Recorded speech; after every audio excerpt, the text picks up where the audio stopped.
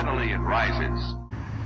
All right, viewers, thank you for coming to the Lincoln Addict channel. What I want to do is highlight Tim Wilson's 64 Lincoln Continental sedan. This is an original car. There's a crazy story behind it. I'll link at the end to a video where we have a podcast together and we talk about how this car, where it was located. It had 1,019 miles on it when it was located. It sat from 1963 to 2000.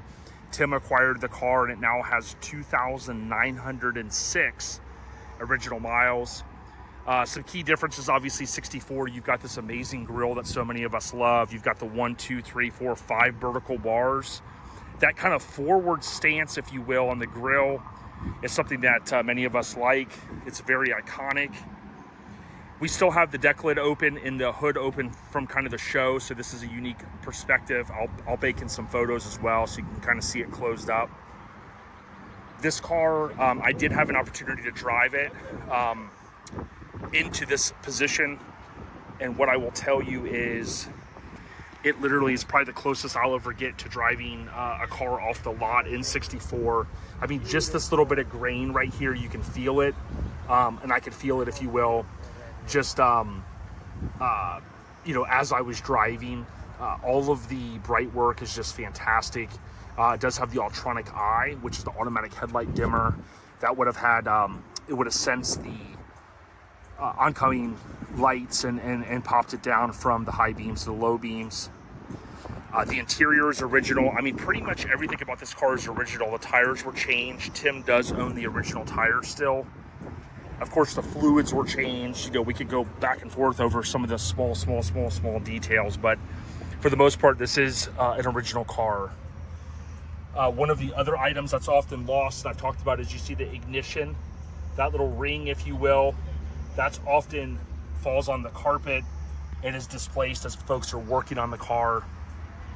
And that's kind of a unicorn item that Tony and I, as we call it. The bright work in here often is, you know, needs to be polished, not on this car. I mean, it's literally superb.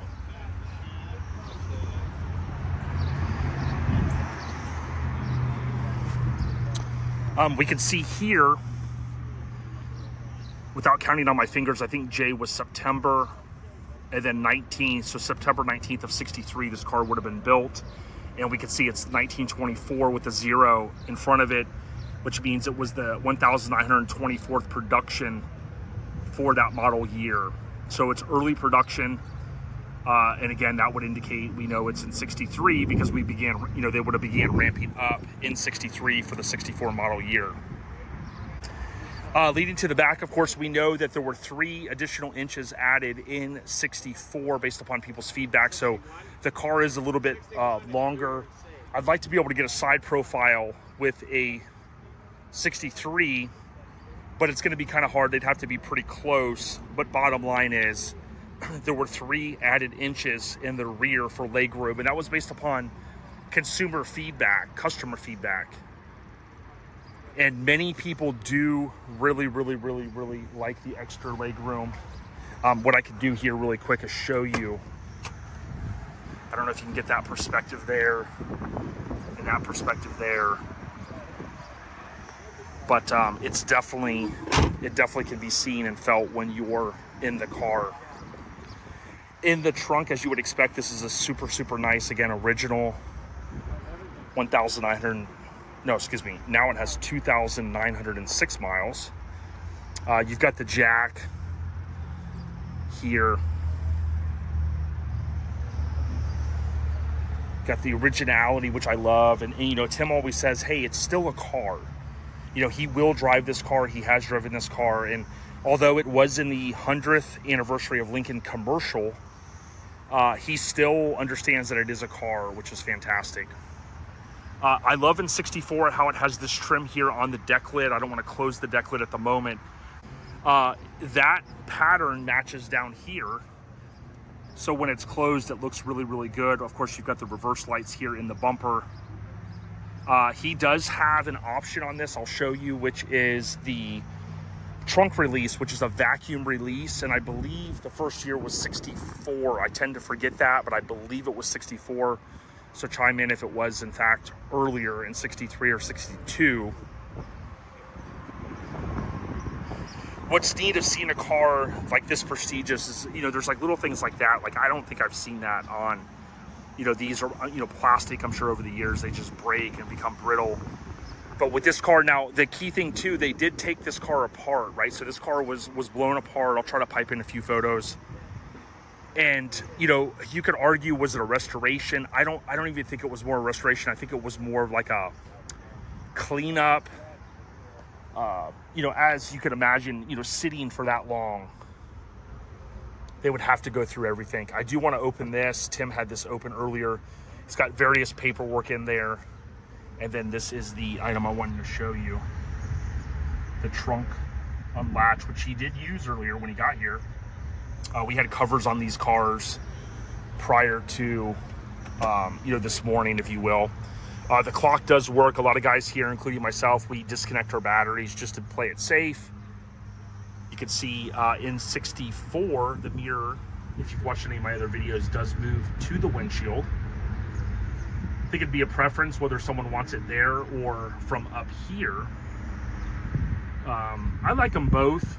For those that do not know, you can swap between day and night. I'm not gonna flip it over, but that was prior to the technology that we have today, where it kind of is automatic.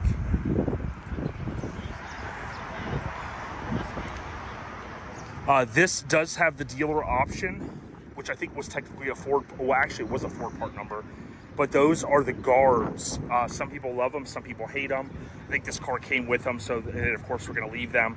But that definitely helps, especially in your garage, when you go to open this door. If you've got like a, you know, let's say your wall here or something, a garbage can, this would allow for it not to get, you know, for the door to get damaged itself.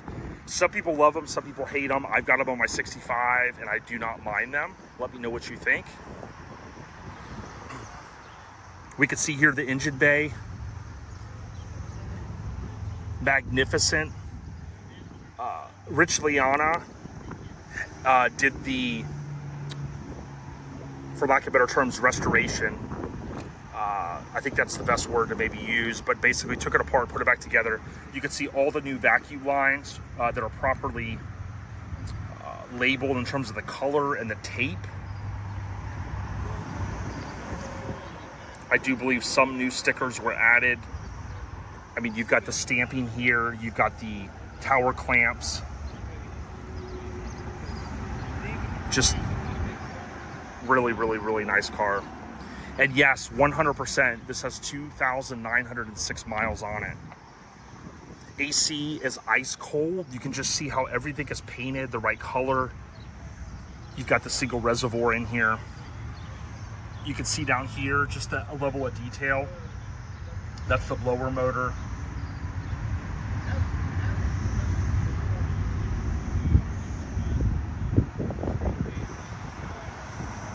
And you, of course, would have new padding underneath there, more than likely. Again, wipers from the driver's side to the passenger side. The ultronic eye. You can see the dash totally changes in 64 compared to 63. I'm a big fan of the 64 dashes. I just love the interiors on 64, 65, which are very similar. Some people love the 1s, 2s, and 3s. What do you prefer? I'm a big fan of the interior. I just love how, even with the bench seat, you essentially have the trim that goes above this or over the seats. Back here, you do have the courtesy lights, and you've got that beautiful headliner, that material.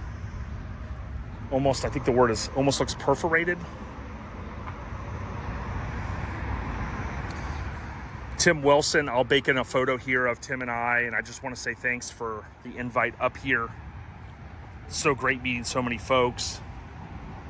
And yeah, 64 Lincoln Continental, less than 3,000 original miles. Oh yeah, let's not forget they do have flat glass in 64. That changes from 63.